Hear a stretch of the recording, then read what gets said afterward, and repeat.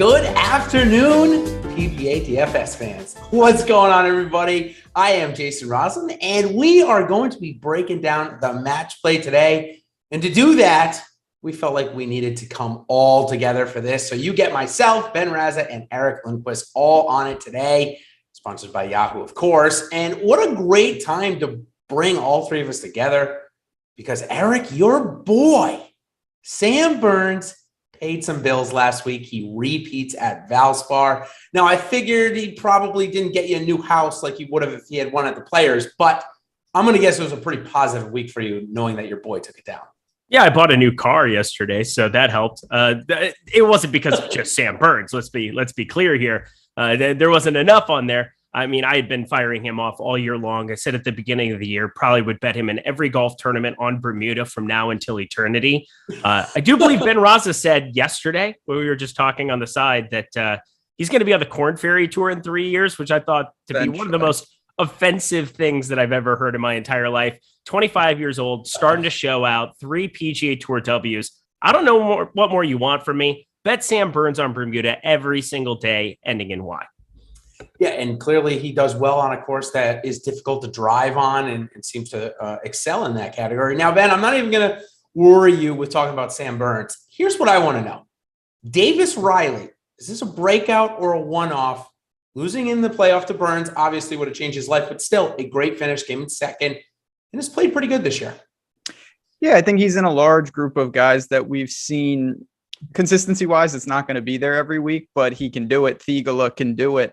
There are these type of players, and some of them are going to grab wins, kind of like the Sam Burns trajectory. Obviously, he can do it, and he's moved himself into an elite class of young gun player.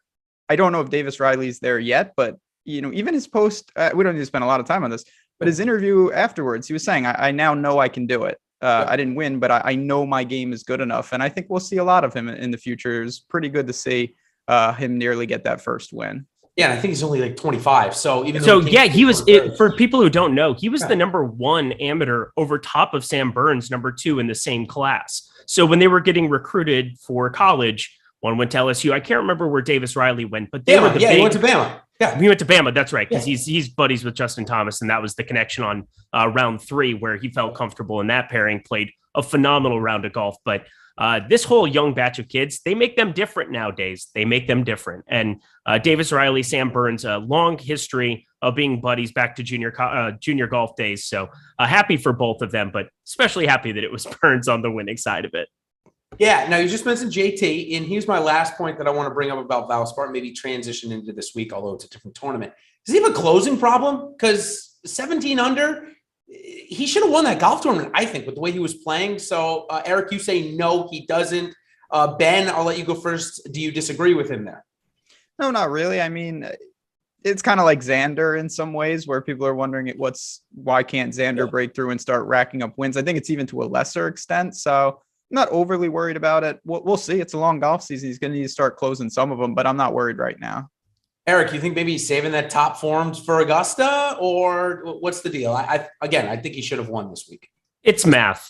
You have more people in a golf tournament that lose than win. And so it's like you have 4 or 5 guys that are sitting in the hunt, and you're trying to find the moments that you can get through the gaps. And, we talked about it with Tony Finau forever. It's ironic because he's playing about as bad as you can humanly possibly play coming into this week.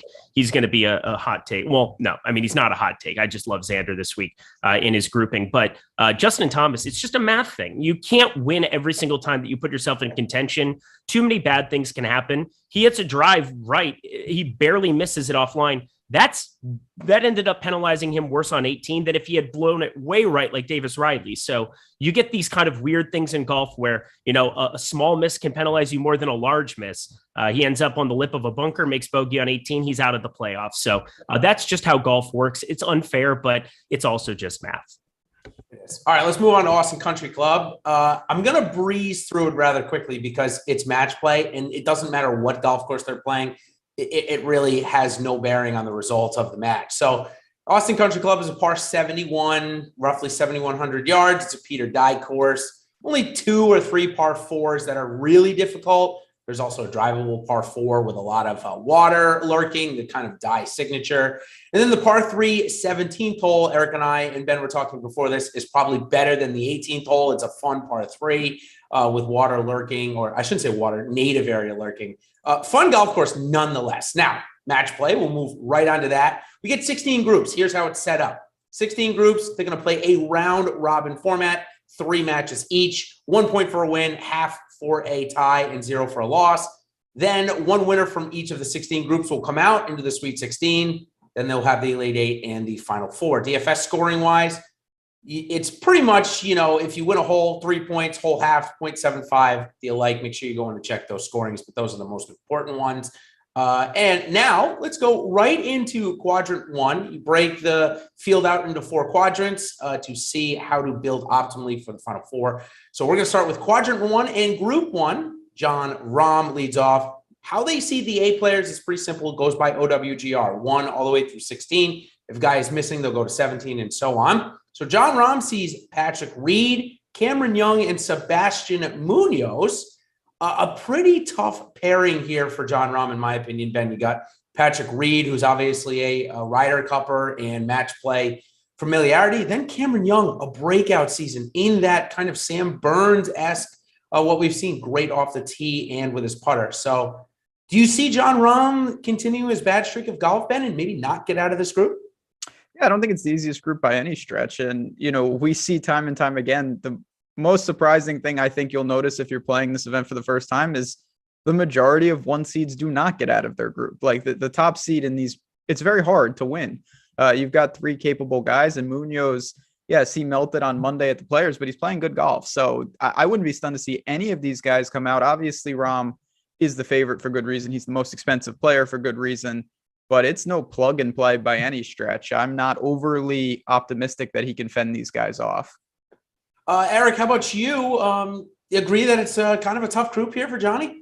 Yeah, I mean, it's tougher, and you can go through some of the odds and just kind of see where the easier groups are going to lie. It can do a lot of the work for you. And, this isn't one that's going to be, this is going to be a pretty tough one to get through for Jon Rahm. I will say too, when you talk about the putter being the major issue, match play comes down a lot to being able to just make 4-footers, 6-footers, 8-footers, and just be consistent in that part of your game. And we've seen that be a massive hole here for Jon Rahm. Somebody else start making a lot of putts on him. It can get problematic. Munoz can get hot. A number of these guys, Patrick Reed, we've seen just ridiculous putter performances at the Ryder Cup.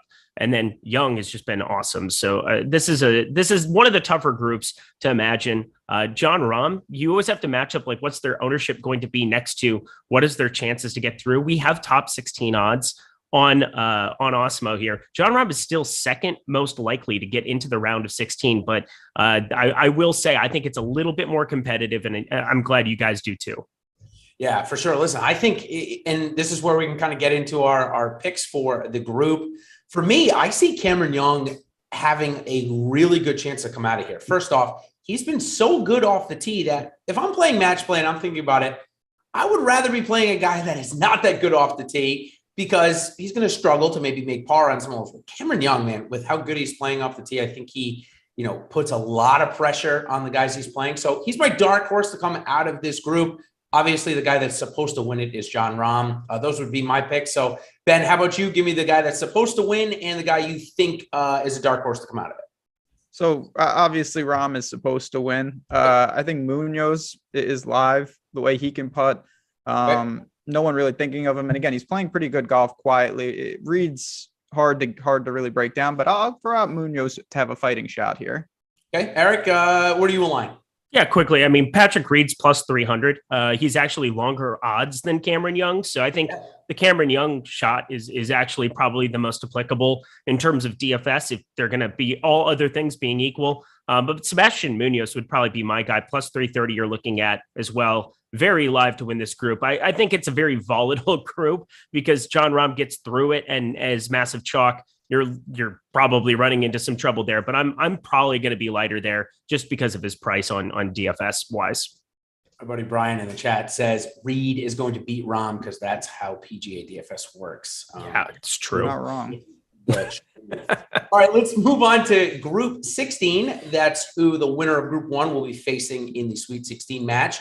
This one features Brooks Koepka, Shane Lowry, Harold Varner III, and Erik van Rooyen. Erik van Rooyen kind of falls into that category of very good off the tee and streaky with the putter. Ended up getting out of his group last year. He would be my dark horse to win the group. But Eric, I wanted to ask you, Brooks Koepka comes off his best round against the field on the PGA Tour in quite some time. Does he say, you know what, I want that feeling into Augusta, I don't care this week? Or does he want to continue it here this week and ends up beating Shane Lowry and the likes? Yeah, I got to imagine that he's going to actually be a little bit contrarian because Shane Lowry has been just a plug and play for a lot of people, and it's hard not to like him as a guy who's coming off of, 7 top 25s in a row, a number of top 15s, 5 top 15s within that span. I mean, the guy's playing some ridiculous golf. And so I think Koepka would kind of be a contrarian guy to be looking at just in terms of the way that the prices work out. I will say salary has to be something that you have to be very conscious of. It's not just 404 group. And, I know Alex Baker had posted something on Twitter earlier today about really people not really taking salary into account as much as they are just making sure they can have the possibility of 404. Something like 85% of the field was aware of that. So if I'm going to try to get a little bit different, even if I'm building 4-4, I think getting to a guy like Brooks Koepka makes a lot of sense just because Shane Lowry is going to be somebody that people just love to click on going forward. 9,400 Koepka for DFS purposes. I think I'm more interested in that than any kind of a bet that I'd be looking at, mainly because I think Shane Lowry at 8,400 is going to get a lot of attention. Yeah, Ben, Shane Lowry 2.2 to win the group, same odds as Koepka, and $1,000 left on DFS. You got to expect Lowry's probably going to be one of the highest owned golfers this week. It's hard not to think that at that price point, but I was drawn to EVR as well. I mean, He's a guy that I was a week early on him. I liked him at API quite a bit. Then he gained 11 strokes on the approach at the Players. So clearly there's something there. He's got experience in match play. He's 130 to 1 to win this event. That's obviously more of a lotto ticket. But if you're looking for another guy in the bottom of a group, I don't think it's crazy that he comes out. I think actually he's more likely than a guy like Varner, to be honest. Yeah, Varner is definitely kind of an oddball here. I didn't get to him many times when I was looking at this group, but I do also see Erik van Rooyen. I think the guy that's supposed to win it, well, it's either Lowry or Koepka, so I'm just going to stick with Van Rooyen. He's going to come out of this group. Ben, it sounds like you do as well. So, Eric, I'll go to you here. Who comes out? I want to get different. I'm going to go Brooks Koepka here. This is plus 220, identical number you're getting in the betting markets. I'm going to have that inform you a little bit. This is definitely one of the tighter groups to be looking at here on the board. I don't mind the EVR call. Harold Varner III plus 300, and I'm going to probably be passing there. I'm going to go different. Brooks Koepka, I don't think is going to get a lot of attention. He seems to be really, really low owned to DFS purposes, but he's a high variance guy that when he's operational, he goes completely nuts and can put up some top finishes. And when he's not there, you're just burned. So I think I'll probably be overexposed to Brooks Koepka, as weird as that sounds. Interesting. Okay. As we move on to Group 8, I guess we can bring up Matthew Wolff first because Brian wants to know what you think about joggers. And I know Matthew Wolff is a fan of these joggers on the golf course. Oh my God. No. No, that's not the answer. I saw JT with them on and it made me a little bit uncomfortable. I'm like, what are we doing there? Like, what's the point? Would you rather have the pleated look from Adam Scott or the jogger look from JT? Yeah, I think I'd rather have the pleated look, which is weird. I mean, I don't know. I'm an athletic individual from time to time, but like a jogger. I mean, EVR is the guy that I think of most with joggers. Yeah, but you throw in that mustache too. Yeah, it's that's actually a look. That's a whole vibe. But he's South African. He can get away with that. He can. What I think Dustin Johnson gets away with here is two golfers in Matthew Wolff and McKenzie. What a segue, Jesus. That aren't playing that good of golf. Now, Max Homa, however, is playing some good golf. Took a couple of weeks off. So, Ben, Dustin Johnson's only showed us 2 good rounds of golf. Does that mean we just go straight to Max Homa, or do you have a lean somewhere else? Yeah, I mean, I think this is where lineup construction, if you're going balanced and you need money, Homa's going to make a lot of sense. If you want to be a little different up top, DJ has shown flashes, and the bottom of this group, to me, is pretty weak. I don't have a ton of interest in Wolff or Mackenzie Hughes, to be honest. So I think you're going to be looking in Group 8 amongst the top two, but they're, $2,300 difference. So that's a lineup construction issue. I'm pretty comfortable with either, honestly. Okay. Eric picked to win this group. I really don't have a lean whatsoever. I mean, if you make me take somebody, I mean, I really, this is a group I'm just not that interested in for DFS purposes. Okay. So I'm gonna throw down Homa for you, even though you didn't pull it up. What I'm doing is I'm filling it out so that I can put this all kind of on a bracket for everybody to see in my article that'll be coming out later today. Homa's fair. Okay. Now Group 9, who they're going to be playing against. This is an interesting group because it's got Bryson DeChambeau in it, and anytime you have Bryson DeChambeau in a group who hasn't played in a couple months, you're always going to be looking at the secondary or third guys, but then you get a really weak second, third, and fourth guys. Maybe not second guy. Talor Gooch has had a good season, but Lee Westwood and Richard Bland, certainly two of the bigger question marks in this field. Do you think either of them with their, I guess Lee Westwood has some match play history. We don't know about Bland. Can either of you see somebody coming out other than Gooch in this grouping? I mean, DeChambeau, maybe he's healthy. I don't know. I think the Awesemo projections certainly do think Bryson has a really good chance in terms of grouping. The fourth highest top 16 odds, meaning that most likely to get out of the group, only 14.3% ownership. I mean, if he's okay, I looked at his chipping form on Twitter. I don't know if that's really going to inform me of anything. I think he looks all right for the most part, other than just like scooping the ball up in the air. I don't care. It's Bryson in Texas, 9,300 seems really, really cheap to be able to kind of fit him into lineups. Of course, it's going to matter what he's got to play later down the line, as well as just looking at this group. And can he stay healthy and play well for 5 consecutive days, first time in a long time?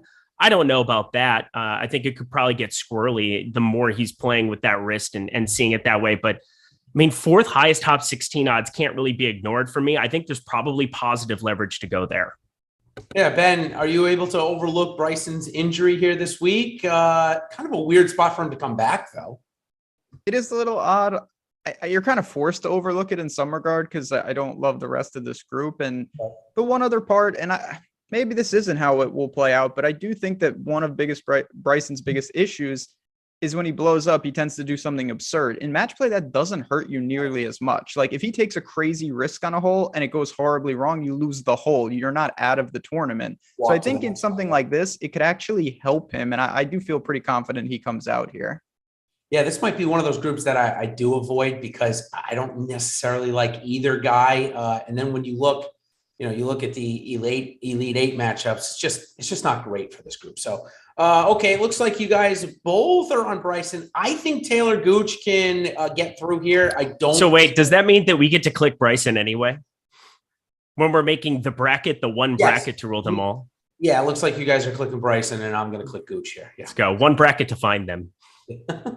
All right, let's move on now to the second quadrant. We'll come back into Elite 8 matchups after. So let's start off right at the top. Patrick Cantlay in Group 4. I think this is a sneaky, very difficult group. Seamus Power has certainly come into his own on the PGA Tour. Keith Mitchell is playing some consistently good golf in the top 20 almost every week. And Sungjae Im right now is gaining strokes in all 4 categories. Got to be a tough matchup. So I'll start with you here, Eric. Does Patrick Cantlay's form continue to regress and not get out of the group here? Yeah, for all you World Cup fans, this is definitely a group of death. I mean, this is definitely not exactly the group I would want to draw if I was Patrick Cantlay. I don't feel very comfortable. Everybody seems like a great target. It's going to be a lot of cannibalization here. I mean, Keith Mitchell in Texas on Bermuda, Seamus Power, the kind of ability he's shown here of late, and Sungjae Im. I mean, this is not a group that I feel that great about for Patrick Cantlay. A pretty brutal draw for a 4 seed here. I'm probably going to get a little bit contrarian here in this spot. I know Ben's the Patrick Cantlay whisperer, though. He's been on him at the right times this season. Is this one of those times? I don't know. It's the thing about this group that I think is really difficult isn't just the talent. I personally, if I was a top seed, I'd want to face golfers that are similar skill sets, and then I would just dominate them in the same skill set. But you've got, some technical type players in Sungjae Im, accurate, good ball striker. Then you've got Killa Keith, elite scorer, aggressive. And then you've got Seamus, who's kind of doing it a little different. So you have to fend off 3 different types of players within your group. I think it's a much tougher task than when you get 3 mega bombers or 3 very accurate hitters, and you're only dealing with one type of skill set 3 different times. Yeah, I'm with you guys here. I love Cantlay. You guys know that. I just don't think that he's going to be able to beat all 3 of these guys and get out. I've got Killa Keith playing really consistent as my dark horse to come out of this group. Ben and Eric, who do you guys got? One name. I'll go Keith. I like Killa Keith here. Okay. And I'm going to go with Sungjae. Okay. Awesome. All right. Now they're going to be matched up against the Daniel Berger grouping. That has also Ty Hatton, Siwoo Kim, and Christiaan Bezuidenhout. It's one of the only ones where the top official World Golf ranking guy is not the odds favorite to come out of the group. It actually goes to Daniel Berger. Ty Hatton is above him right now in the OWGR. So 2 bulldogs, absolute grinders up at the top. And then you throw in Bezuidenhout, who is superb around the green. A weird grouping. I think Daniel Berger still comes out of it, although Ty Hatton is playing great golf as well. Each of them are playing good. Siwoo Kim is probably a little too volatile for me here at the match play.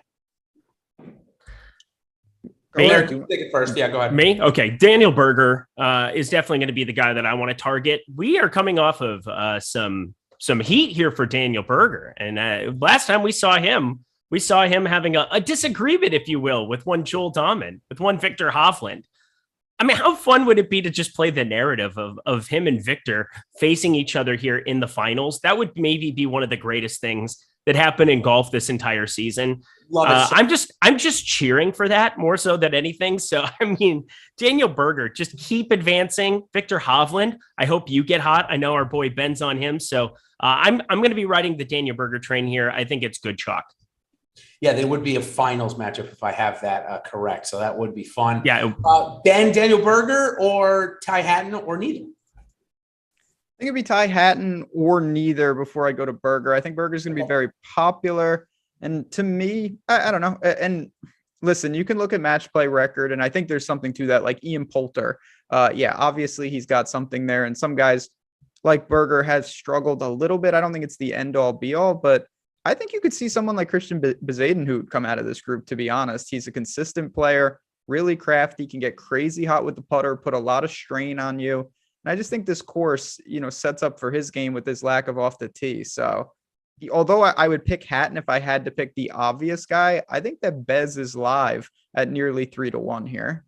Yeah, for sure. And now you just mentioned Poulter for the match play record. And Scottie Scheffler is going to have to go up against 3 European Tour Ryder Cup veterans, all from England as well, in Group 5. Matt Fitzpatrick, Tommy Fleetwood, Ian Poulter are the other 3. Scottie, though, arguably one of the hottest golfers on the planet, coming back to a course that clearly fits him and he likes. He's such a tough matchup. He's so good off the tee and consistent, rarely gets into trouble, and can get so hot with the putter where he's draining 20 and 30 footers on you. Matt Fitzpatrick, oddly, not a good match play record anywhere. Tommy Fleetwood and Ian Poulter are in consideration for me. Pretty much a full fade of Fitzpatrick. Ben, we'll go to you first.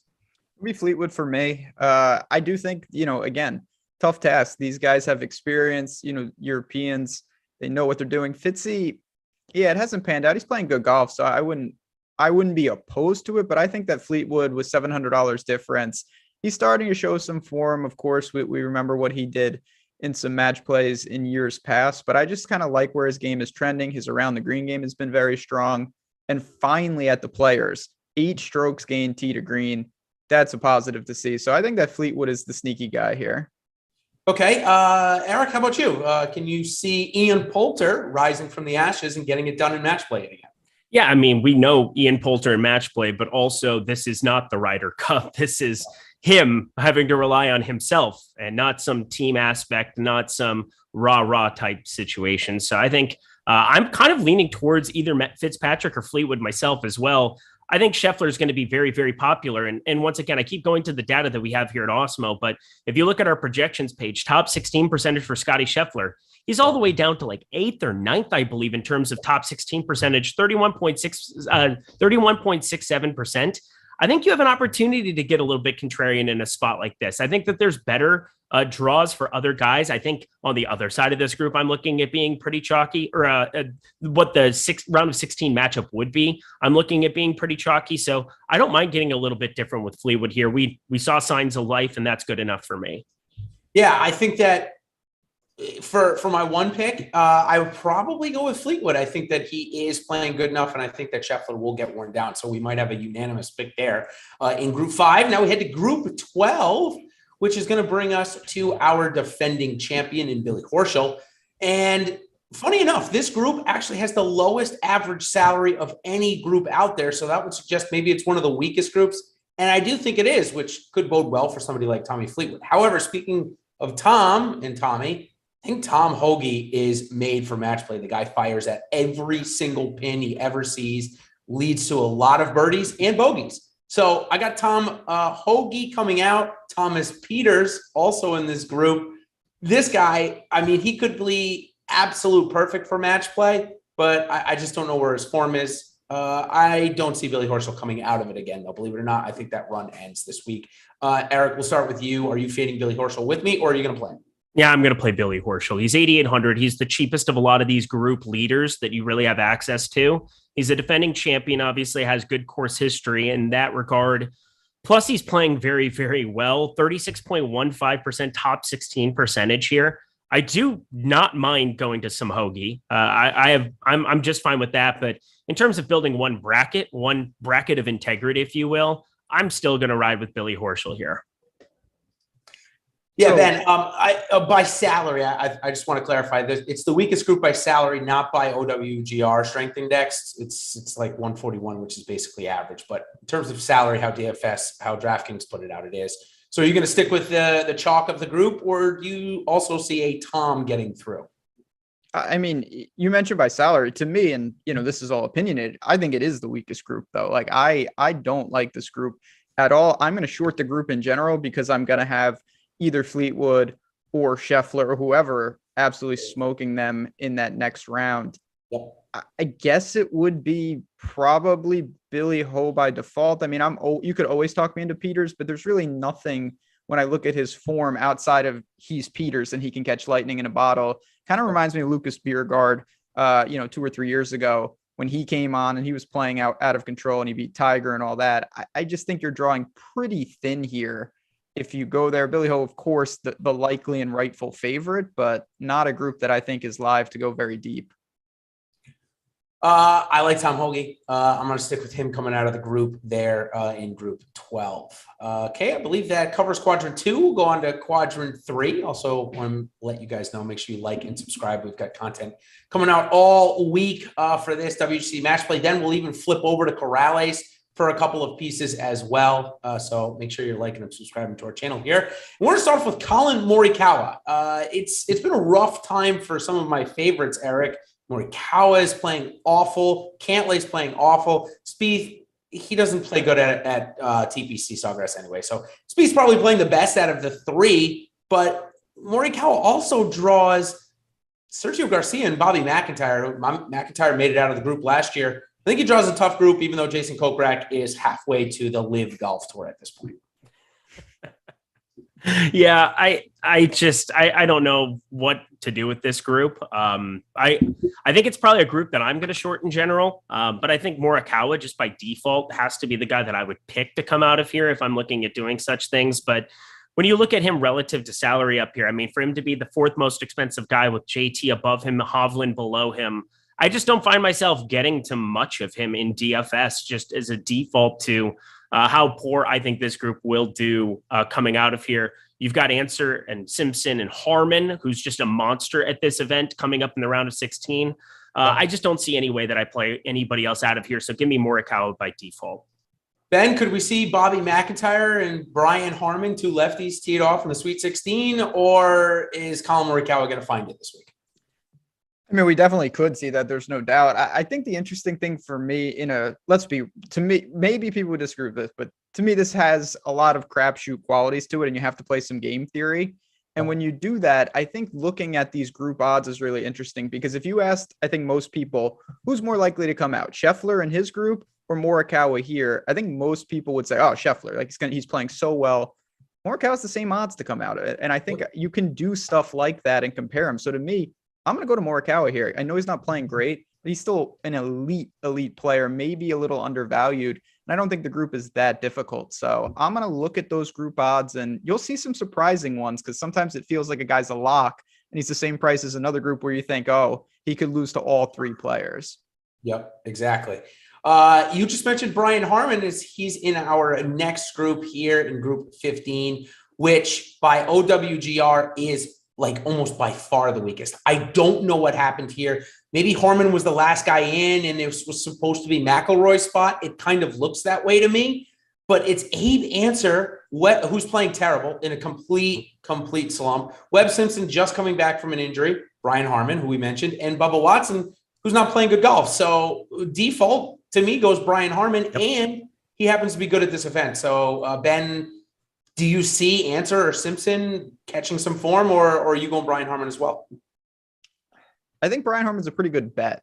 I don't know why he's plus 300, because to me, he's you could make an argument he could be the favorite, honestly, given Answer's form. I'll go to Bubba just because he does it so differently. And what I talked about earlier, I think there's something to this. Bubba's facing Harman, Webb, and Answer. All three of them are a similar type of player, and he's wildly different. So I think he has an opportunity to do some things against all of them that they can't really match. Will that translate into effective match play? I have no idea, but I at least like, he's not, Keith Mitchell isn't in the group with him that can match his driving distance. Bubba has that opportunity. Oh man, I'm getting chastised here in the chat by Nelson for bringing up ODGR. Listen, it was just a metric. I'm not saying that it was correct or anything. It's just a metric. I added all four up, and this just happens to be the highest. Jason, it's okay. It's okay. Right, thanks. We love you. Nelson just getting me on my tiff here. Whatever. It is what it is. All right. As we move down, group 7 is the next, which. Oh, by the way, Brian Harman, my largest stand period, so I don't want to overlook that. By the way, I'm playing a lot of Brian Harman. Oh, I'm playing a lot of him. Yeah, an outrageous amount of Brian Harman. I am as well. Next group, I think Eric and I are going to be exactly on point here again. I think Xander Schauffele has the easiest group to get out of any top end player. Listen, Tony Finau is playing the worst golf maybe of his career. Lucas Hebert is still a bit unproven, even though he won at Bermuda. And Takumi Kanaya is the most unproven player in this field. So for me, it's easy Xander. Do either of you have another take? I don't think Eric does. So Ben, do you have another take here? I definitely don't. Talked about him on the OddsChecker YouTube and the betting video about his group number, but I will again point out his odds to get out of the group, plus 175, a little shorter than some of the guys we talked about, but not that much different. So he could be crazy popular, and I think it's rightfully so. I like Xander to get out of this group, but in a large field $20 tournament, maybe omitting the group is the move, not taking another guy, but saying, okay, even if Xander loses in the round of 16, is that enough to maybe make it a rightful fade? He'll have to go up against 4 golfers, one of 4, I shouldn't say all 4, one of 4 golfers that are all playing well in group 10. Louis Oosthuizen, Paul Casey, Corey Connors, and Alex Noren. Eric, I'll start with you because I thought this was my other group of death scenario. Everybody is playing good. Everyone's a tough matchup.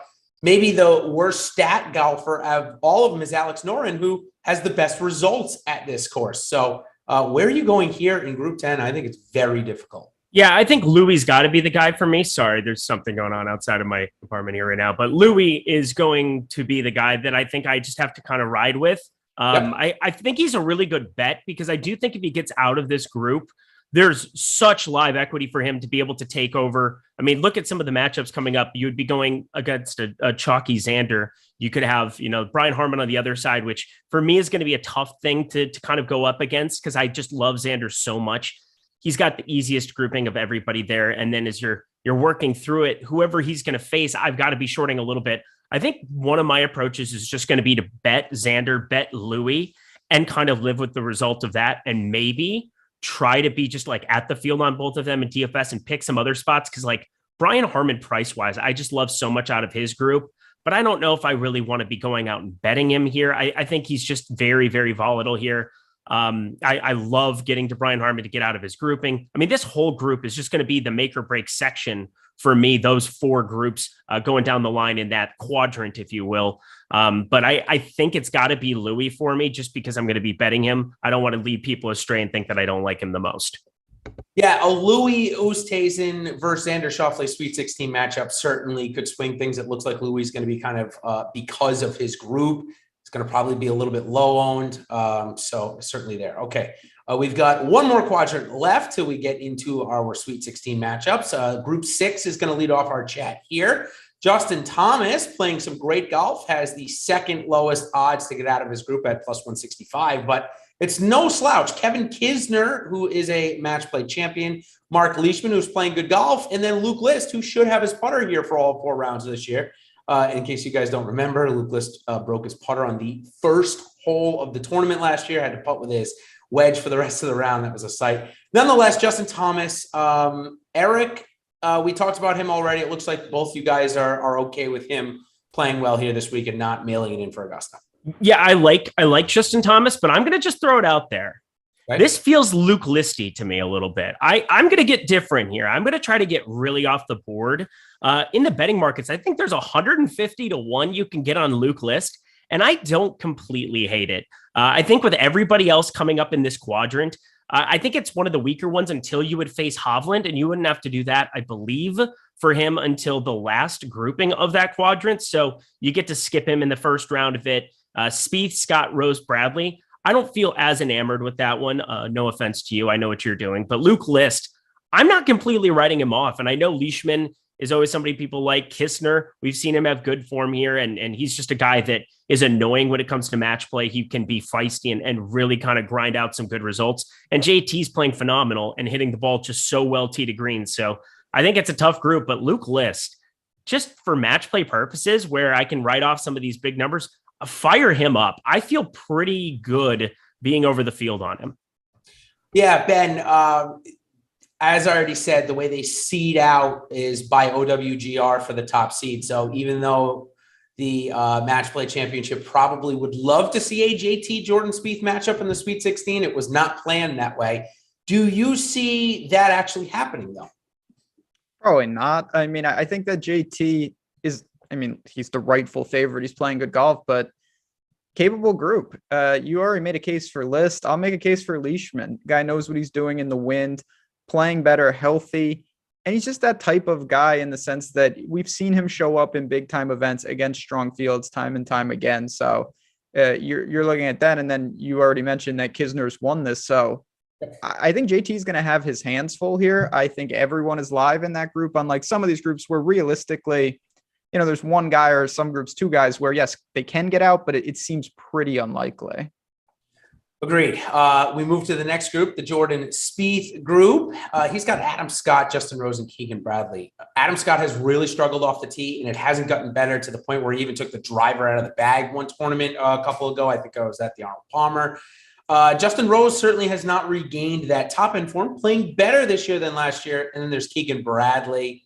Yeah, he's okay, but he's going to have to putt every 3-footer, and we know what that's going to turn into. So for me, this is a great draw for Jordan Spieth fans. I do think he gets out of it. He got out of his group last year in a similar situation. Ben, do you agree with me here? I do. I wanted to make a case for Justin Rose. It's just really not there right now. He can catch it and find some form, sure, but it's hard to go into this stuff saying the guy needs to find it during match play. I'd like to see some signs. And for me, Spieth will answer that bell more often than not. And then we also have the out. If he just goes, full Spieth and he's making everything, it's almost impossible to combat that. So I think Spieth is in a pretty good spot here.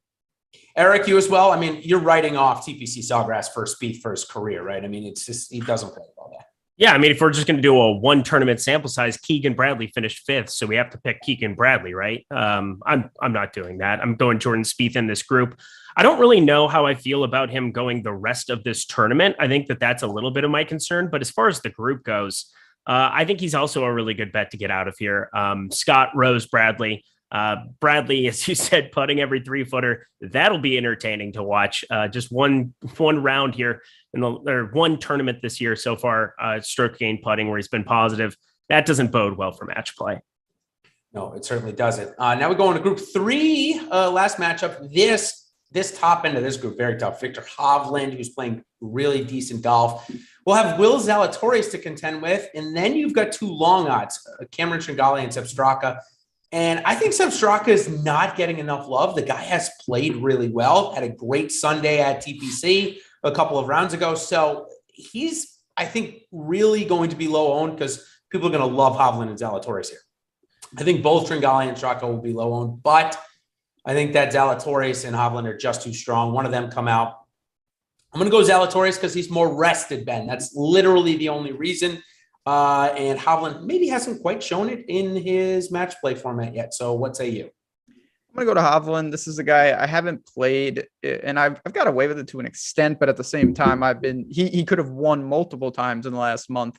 He's been in it every time. The tee to green numbers are so ridiculous. The off the tee numbers are Rory-like. I don't know what to really say. A short game is a weak link, but I think Hovland's match play pedigree is still in its infancy in a lot of regards, and we're going to just see him start to rev it up, and it could be right here.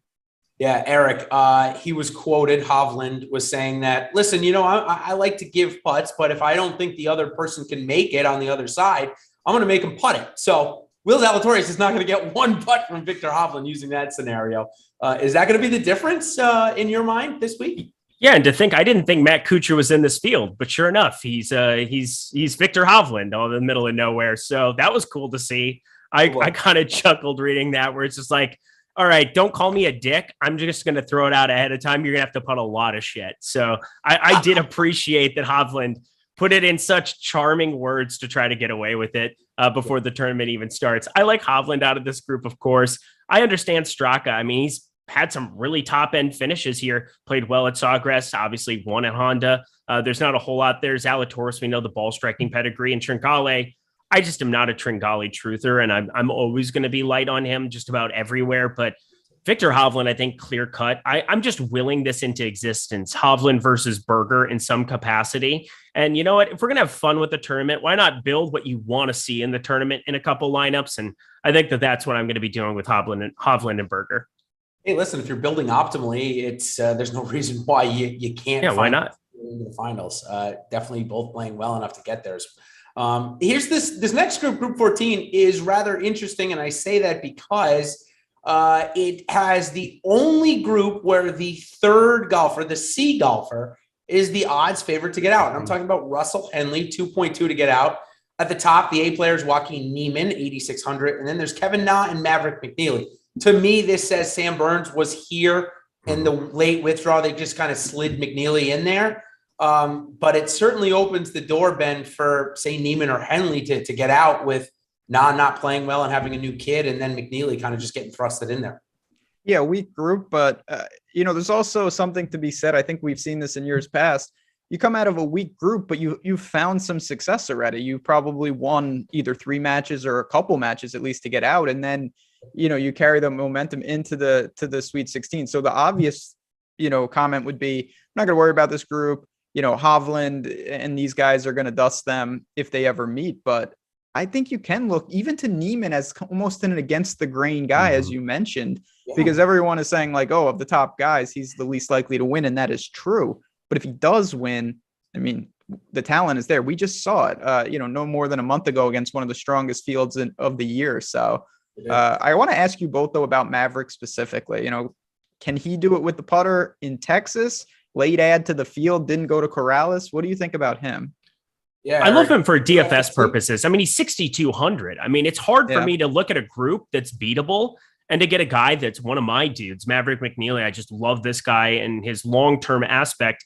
He's already a billionaire. I think that helps. I don't think he was exactly flying a Legion Air over to Texas on his way over there. He's an absolute billionaire. So he doesn't have to worry about money his entire life forever. So he gets out there. He's ready to rock.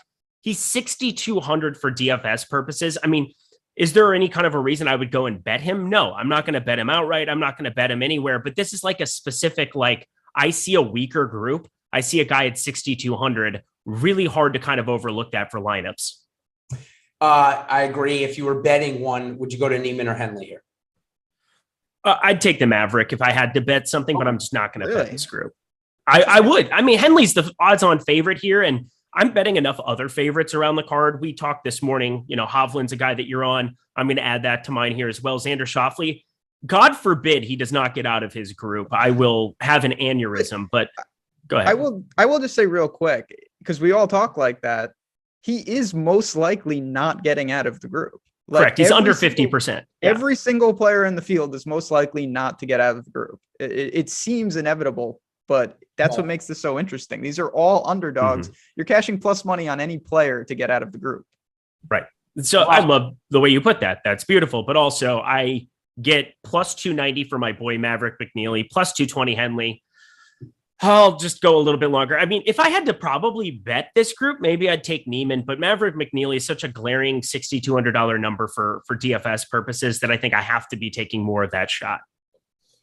All right, let's go into our Sweet 16 matchups. I think I've recorded most that I can. Again, you can see all these in the article that I put up. If Ben or Eric change them, they'll let me know and I'll go ahead and change. So Sweet 16, we're going to start off at the top, 1 versus 16. I've got Cameron Young going up against Erik van Rooyen.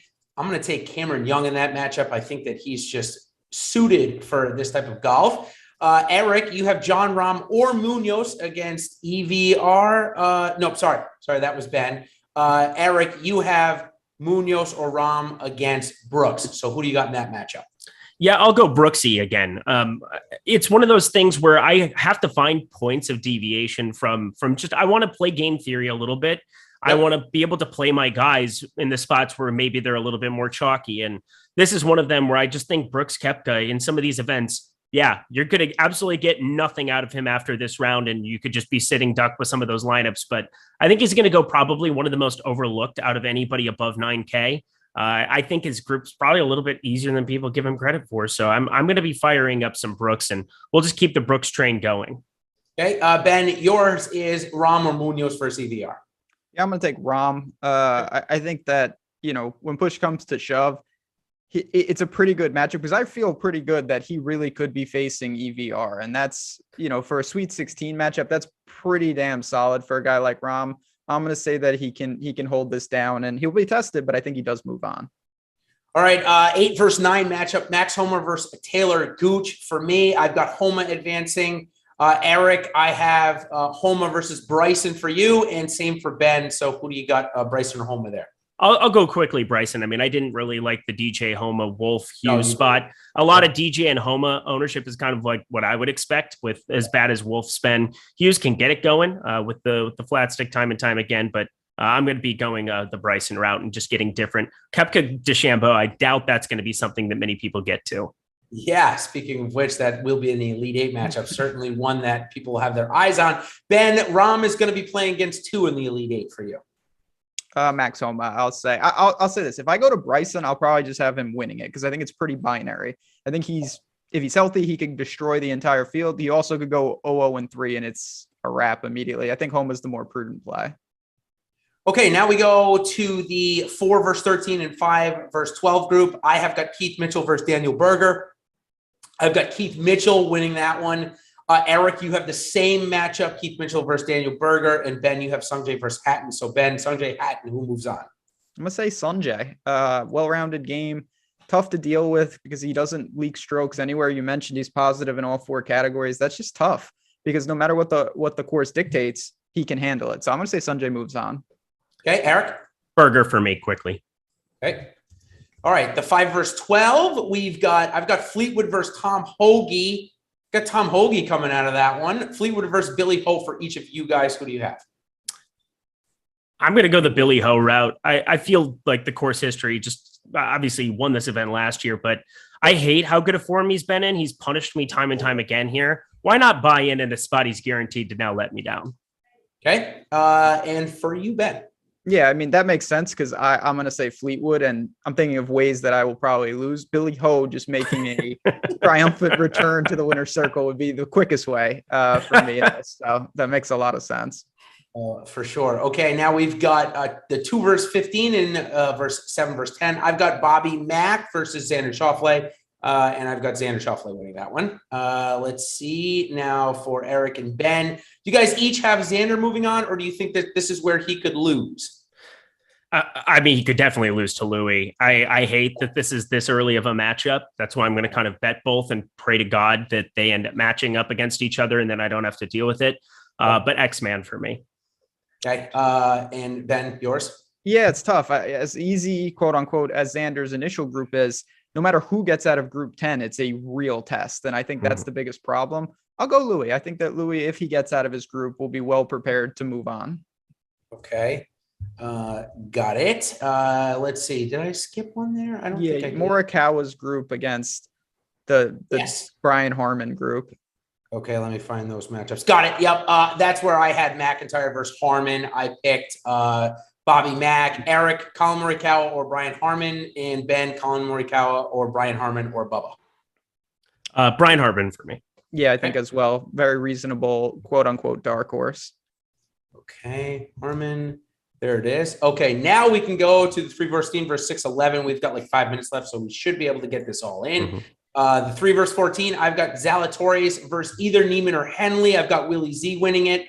Eric, you have Victor versus McNeely. Do you see Maverick continuing the run? And Ben, you've got Victor versus Neiman. So Eric, does McNeely's run end here?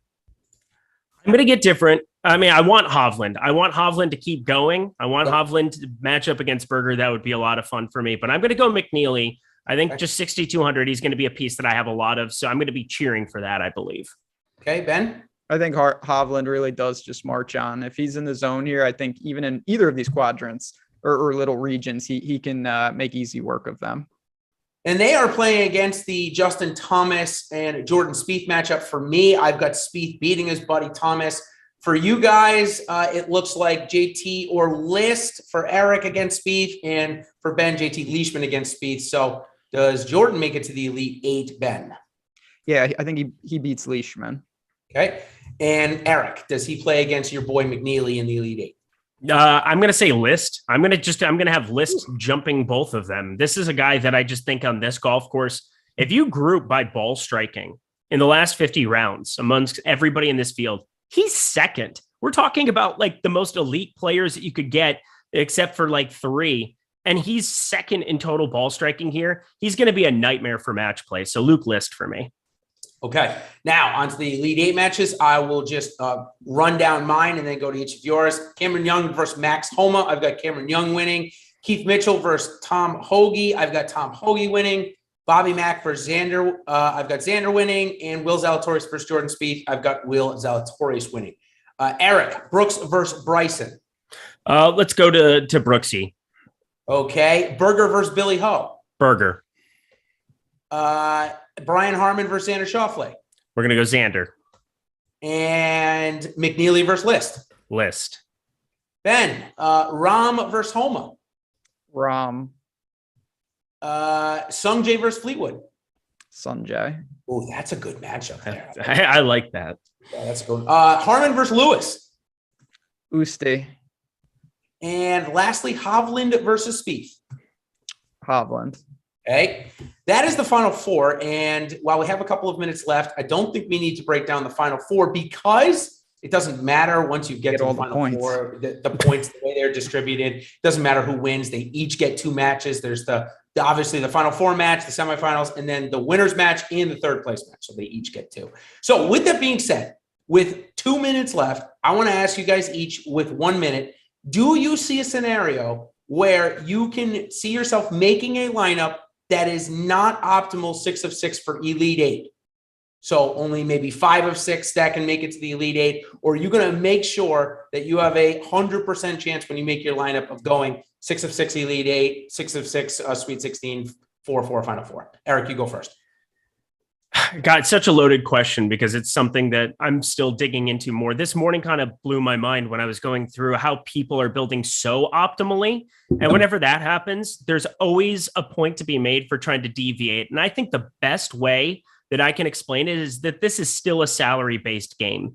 And if you can lock in ways to, if you get both guys in the Elite 8 and it makes sense salary-wise to land on them and guarantee yourself 3 of 4, I think that there's some paths to that maybe working out. It's just so hard to mentally be able to figure out where that would be, because it's such a high variance thing. It would almost take fluke luck to figure out exactly where that build might exist. So, I mean, if there's certain guys that wouldn't match up until you get to that round of 8, there's got to be a reason to maybe play a McNeely and a Munoz or a List, or guys that I might have some desire to play lots of. And if they kind of match up well to be able to play some of the Rahm, Scheffler, JT, some of the big boys, to be able to group them with it, they can just run over everybody with a train in their group. And you get those kind of 3. And that's the only way to get 3 or 4 is to have it be salary based. I think there's got to be a reason to make it just 3 or 4. So I think if I'm going to do it, and this is just kind of me in the early stages of it, JT, Rahm, Scheffler, if I'm going to find paths to get like 3 of them in where they're not going to match up against each other,